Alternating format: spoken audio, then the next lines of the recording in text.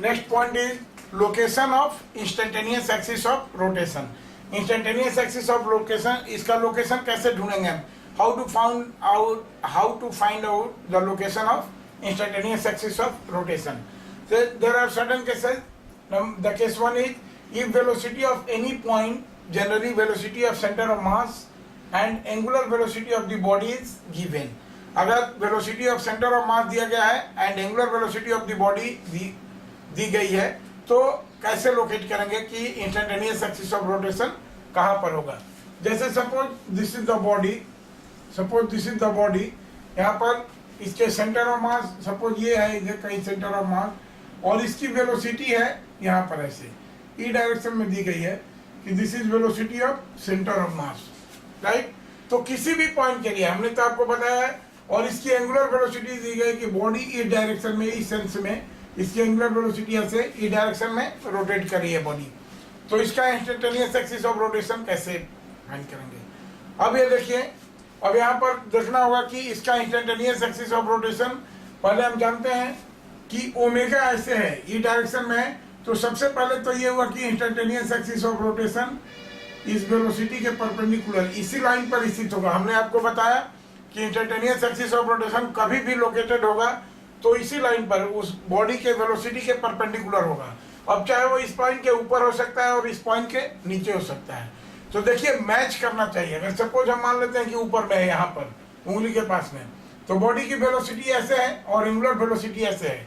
स्वाभाविक है कि जब बॉडी की एंगुलर वेलोसिटी ऐसे रहेगी तो वेलोसिटी इधर नहीं इधर जाएगी, इसलिए ये पॉइंट सेटिस्फाई नहीं करे, क्योंकि velocity r times of omega होता है।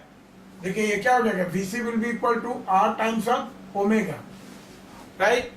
तो ये अगर r हुआ इस पॉइंट से r, तो देखिए इसका वेलोसिटी ई डायरेक्शन में, तो ओमेगा ये क्या करेगा, उस पॉइंट को एंटी क्लॉकवाइज डायरेक्शन में ये करेगा, और यहाँ ओमेगा क्लॉकवाइज दिया हुआ है, इसलिए इस कंडीशन में इंस्टेंटेनियस एक्सिस ऑफ रोटेशन ऊपर नहीं हो सकता। नाउ हम नीचे चेक करते हैं। अब जैसे सपोज कहीं पर यहाँ पर ये होगा, तो यहाँ से बॉडी क्या करेगी, बॉडी की वेलोसिटी इधर है, तो इस पॉइंट को कैसे घुमाने की कोशिश करेगी, क्लॉकवाइज डायरेक्शन में, और इसका एंगुलर स्पीड भी क्लॉकवाइज डायरेक्शन में है, तो ये हो सकता है दिस में instantaneous axis of rotation, this point will be instantaneous axis of rotation, और ये डिस्टेंस हो जाएगा r, और तब ये कंडीशन सेटिस्फाइड होनी चाहिए, राइट। ये कंडीशन सेटिस्फाइड होनी चाहिए, right. Second point, given the line of action of two non-parallel velocities, right? अगर ये दिया हो टू नॉन पैरेलल वेलोसिटी दिया हुआ, जैसे मान लीजिए सपोज ये कोई बॉडी है, राइट, ये कोई बॉडी है और टू नॉन पैरेलल वेलोसिटी दिए हुए हैं, वेलोसिटी इसके नॉन पैरेलल है। जैसे सपोज एक पॉइंट ये है बॉडी में जिसकी वेलोसिटी है इधर, इस पॉइंट की वेलोसिटी है इधर, राइट। और सपोज ये कोई बॉडी है यहाँ पर नॉन पैरेलल है, उसकी वेलोसिटी है, जैसे सपोज इसकी वेलोसिटी है इधर, ये कोई पॉइंट है यहाँ पर, इसकी वेलोसिटी है इधर। नाउ दो पॉइंट्स है, this you can say VV and this you can say VA। तो ऐसे कंडीशन में ये किसी रिजिड बॉडी में दो पॉइंट्स हैं A और B, जिनकी वेलोसिटी दी गई है और ये दोनों नॉन पैरेलल हैं, ऐसे केस में how to find out the instantaneous axis, how to find out the या how to locate the position of instantaneous axis. तो अब हम जानते हैं कि देखिए हमारे पास दो क्लू है कि भाई इंस्टेंटेनियस एक्सिस जब कभी भी होगा तो इस वेलोसिटी के परपेंडिकुलर होगा, जैसे इस वेलोसिटी के इसी लाइन पर होगा, क्योंकि इस रिजिड बॉडी पर हमेशा वो परपेंडिकुलर होगा, राइट। और देखिए इस वेलोसिटी की अगर हम बात करेंगे तो इस पर भी परपेंडिकुलर होगा, इस वेलोसिटी पर भी परपेंडिकुलर होगा। Now this will be right angle, this will be right angle.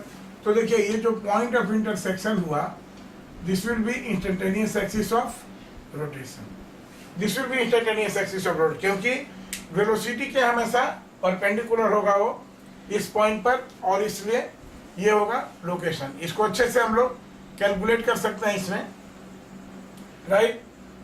अब ये है प्रॉब्लम इसमें। Third is given the magnitude and direction of two parallel velocity. अब देखिए तीसरा केस है कि इंस्टेंटेनियस एक्सिस का पोजीशन हमको बताना है जब magnitude of two parallel velocity दिया हो, जैसे सपोज मान ली कि एक केस लेते हैं ऐसा, ये केस ले रहे हैं जिसमें दोनों वेलोसिटी, एक वेलोसिटी है ये पैरेलल हो, जैसे सपोज ये है, दिस इज v, और दूसरा ये पॉइंट है, इसकी वेलोसिटी है इसके पैरेलल, लेकिन ये मैग्नीट्यूड कम है, राइट, इसकी मैग्नीट्यूड कम है। This point is a and this point is b।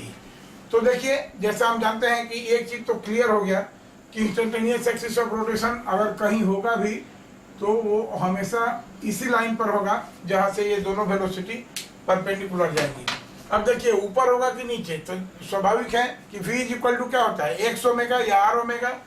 तो जिस पॉइंट की वेलोसिटी ज्यादा है वो इंस्टेंटेनियस एक्सिस से दूर होगा, और जिस पॉइंट की वेलोसिटी कम है वो इंस्टेंटेनियस एक्सिस से नजदीक होगा। इसलिए क्या होगा, इंस्टेंटेनियस एक्सिस कहीं यहीं पर होगा, इंस्टेंटेनियस एक्सिस ऑफ रोटेशन कहीं यहीं पर होगा, क्योंकि ये हो जाएगा x, तो ये क्या हो जाएगा, vb is equal to x omega, देखिए यहाँ से, और अगर ये डिस्टेंस d है तो ये क्या हो जाएगा, va will be equal to this, va will be equal to how much, x plus d omega, right. तो ये सेटिस्फाइड होगा।